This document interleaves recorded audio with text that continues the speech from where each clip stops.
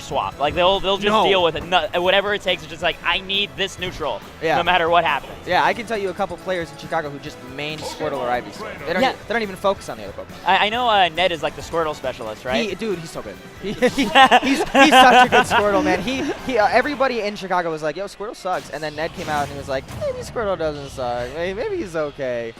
Because of that, and don't get me wrong, Squirtle does by no means sucks. He lacks the kill power to actually be someone that you can actually main consistently. But the combos he's actually able to fish together every once in a while, just leaning on putting your opponent in the air and being able to drag them across stage can be really beneficial. Then you switch into Ivysaur and get a kill at 70. Yeah. And even then, like, Squirtle's smash attacks, even though they're not crazy strong, they're pretty good at being thrown out in neutral. There's a large, hefty disjoint to a lot of them, and they have pretty fast recovery times. Also, Squirtle has one of the best yeets in the entire game. Oh, yes. Oh, just overhead Squirtle power.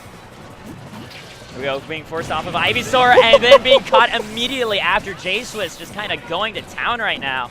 Man, imagine being Ivysaur, coming into the battle fresh, got that full restore on lock, and then immediately you just plant on the ground. Imagine being Charizard. You gotta come in and the train's like, no. Charizard was in his Pokeball reading a book, dude. He's like, yo, I wasn't supposed to be in this match for another minute. What happened? Gyrite? Okay, so Rob, I talked about him a little bit when we were talking about Game & Watch, but Rob is a very interesting character in my opinion because he's another character. Hold on, wait a minute. Oh, hold on, baby! Wait a minute, how good is your recovery, Rob? Yeah, that's. No! He's dead. Oh my goodness. Oh my god, that ended up going so well for JSwiss because now he learned how Natu plans on edge guarding him, and then he didn't even lose his stock. He actually got a better position now. He has twice the resource of Natu. Yeah, and that's unfortunate. He's just going to have to keep that in his back pocket next game. Hopefully, he'll be able to turn things around this game and get it quick. Rotor Arms trying to go for the quick kill off the side, not going to connect. Natu, though, is still looking to keep his offense. JSwiss still slips right by, and that's the other question I had about this matchup is, what do the different Pokemon, what can they do about Rob Nair? You know, like I know Charizard has the option of trying to fly right through it from the ground. Yeah. Because he has got that armor, and I think Up Smash might be able to contest with it. And Ivysaur can definitely cover that vertical space. I think Squirtle just gets bodied by it, though. Yeah. The good thing about, if I had to say one thing about Squirtle and Nair, is that Nair, when it comes out from Rob, it can be a relatively laggy move. Don't get me wrong, if it hits, it destroys. But if Rob just completely misses that, Squirtle's the character in the Pokemon Trainer arsenal that'll take advantage of that and just combo you in the air for a while. Also, that was just a really solid setup by JSwiss at the end, right? That was really good. Yeah, the top into just run up smash covers so many things. This is the classic ever since Smash 4. Oh, and like, what you have to be mindful of when you're fighting Rob in both games is that you need to use your character's 5th get-up option, if that makes sense, right? Because so many characters have like an extra gimmick they can do to get off the ledge that isn't like any of the 4 standard options, and oftentimes Robs don't take that into account because they're just trying to cover the common stuff at first. They're checking, do you even know how to get around this? Because if not, I don't need to mix this up. I was actually curious too that with that replay. I was like, I don't remember how. I don't even remember how Natu. I don't remember how Natu died. Like because like I knew he was like going off stage to try to gimp Rob, and then I was like, how did he die? How did he SD? And then he went for the Vine Whip off stage, and then instead of switching to Charizard immediately after the first one missed, he tried for the Vine Whip again. Yeah. That's what happened. I was like, I didn't even pay attention to that. I was too busy looking at Rob. Yeah, because like it's not seeing Rob run out of gas off stage is just always exciting. It doesn't really happen that often.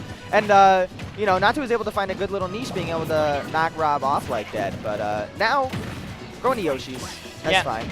I kind of like this. Really, it's a smaller Blast Zone stage, but it still has Triplats, which, I mean, considering how much Ivysaur is doing work for Natu, he can really abuse these platforms. Yeah, not to mention the fact that these slants coming into play, especially Rob, probably like the 3rd best ledge trapper in the entire game. Sometimes the slants on stages like these can really mess up your ledge trap plans. Yeah, I could see a lot of cases like the gyro slipping off if JSwiss isn't careful about it. Yeah. Oh, getting the berry and just going straight forward for up tilt into up air, actually. Never mind. Yeah, that was beautifully done. Able to recognize the fact that Natu was going to match out of that relatively quick. Took advantage of that up tilt. Up air, that's a free stock for game 2. Oh my gosh, that shield pressure. Yeah, Natu can't really find time to get off this platform. Charizard's just too big, and the scary thing is, like, that's when he needed to swap, is when he was actually popped up high enough that his swap wouldn't be punished. Yeah, exactly. Beautiful! Vine Whip! tapping him right on the nose, right on the binoculars of Rob's eyes. Oh, this is where Squirtle starts to shine, though. Just dragging him off stage. You gotta be careful not to SD again, though. Yeah, it's a low percent heavy. It's exactly the dream for Squirtle.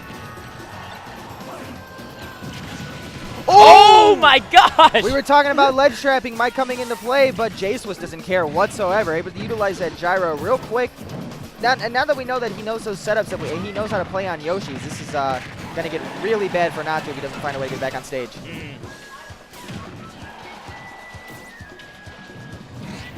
Fly makes it back.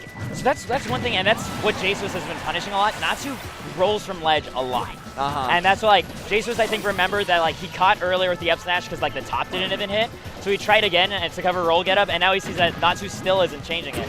Yeah, a little frustration coming out from Natu's probably. He probably picked this stage knowing that JSwiss would have a rougher time ledge trapping too, but it's not just the stage you got to worry about. It's actually making sure that you incorporate different ways getting back on stage into your gameplay. Otherwise, someone is just going to call you out multiple times.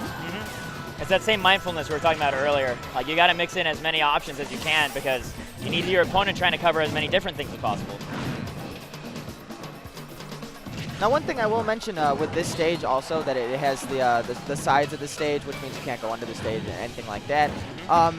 When it comes to playing Rob, a lot of the times they like to hide under like the corners of the stage.